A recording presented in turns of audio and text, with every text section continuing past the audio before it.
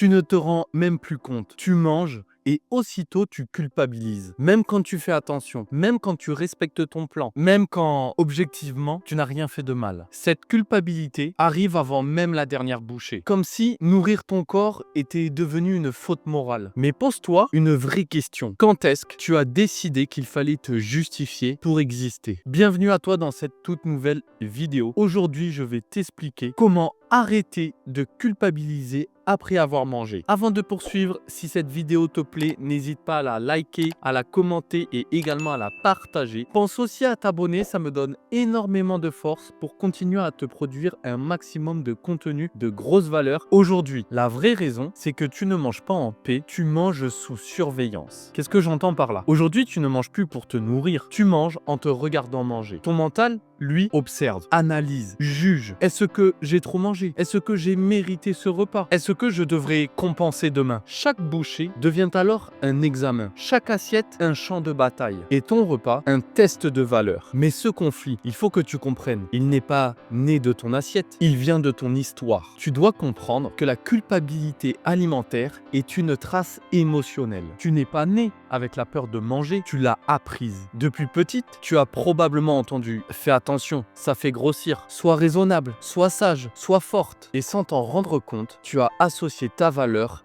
à ton contrôle. Tu t'es dit, plus je maîtrise, plus je mérite. Alors, aujourd'hui, chaque repas devient un test d'amour. Si tu manges bien, tu réussis. Si tu craques, tu échoues. Mais dans les deux cas, tu perds et je vais t'expliquer pourquoi. Parce que tu vis ton repas dans la peur, pas dans ton corps. Tu ne nourris pas ton être, tu nourris ton anxiété de mal faire. Aujourd'hui, dans la position que tu es, tu dois absolument comprendre qu'il y a un mécanisme intérieur. C'est-à-dire que ton cerveau associe manger à une menace. Quand tu manges, ton cerveau, lui, cherche la détente. Mais ton esprit, lui, reste en alerte. Il te murmure, ne relâche pas trop, fais attention, ne perds pas le contrôle. Résultat, ton corps veut se calmer, mais ton mental lui envoie un signal de danger. Et ton système nerveux se bloque, tu sors de table plus tendu qu'avant d'y entrer. Tu crois manger pour te nourrir, mais en réalité, tu manges dans un état de stress. Et c'est ce stress précisément qui empêche ton corps de digérer, de se réguler et de se transformer. Si tu comprends où est-ce que je veux en venir, tu comprends donc que tu ne culpabilises pas à cause de la nourriture, tu culpabilises à cause de la peur de te relâcher.